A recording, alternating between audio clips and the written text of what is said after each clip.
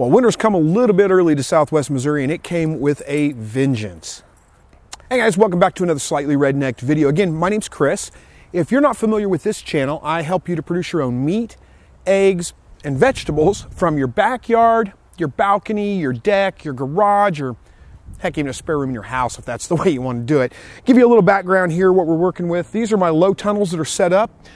Back in, I don't know, the beginning of October, I think it was, I planted some cabbage under these low tunnels over here.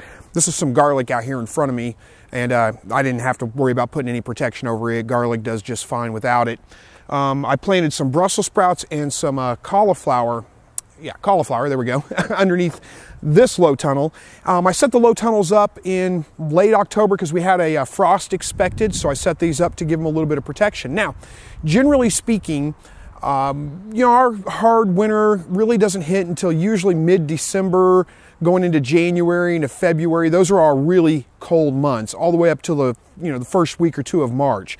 Those are all really cold months. But this year, it came a little bit early. It was about the second week of November, and we got a hard freeze. And it wasn't just a hard freeze. It stuck around for several days, got down in the single digits, and stayed there for a while. So how did the vegetables fare underneath the low tunnels? Keep in mind, these are all cool season crops, not necessarily cold season crops, but they are cool season crops.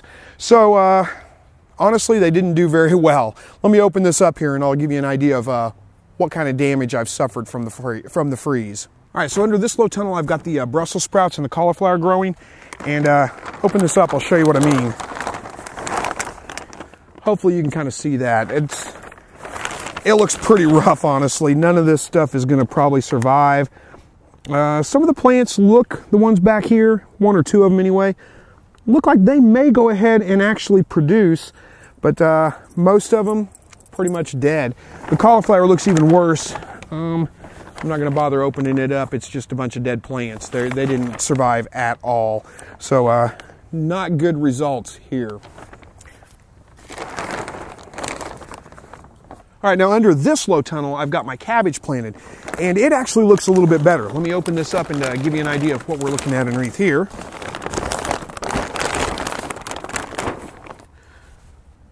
Now, hopefully you can kind of see that. That cabbage actually looks like it did pretty well. Maybe just a little bit around one or two of the edges of the leaves, but honestly, not bad. It looks like it's doing just fine. So I'm pretty hopeful that cabbage will continue and grow pretty well and go ahead and produce for me. Get this back up.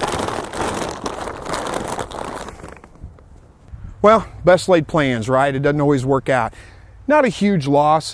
This is more just something I was doing just to see if it could be done or not.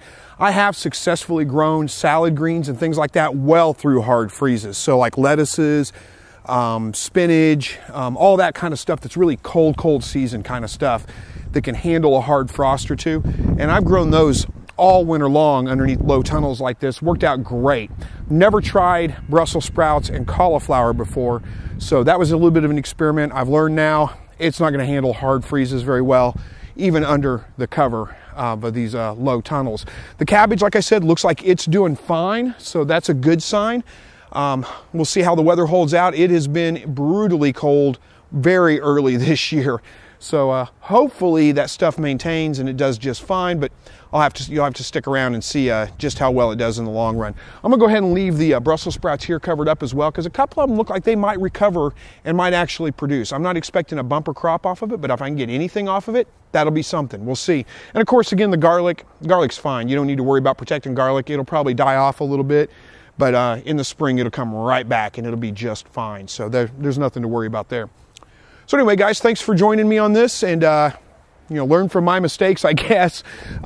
Thanks for watching. I appreciate it. And as always, God bless.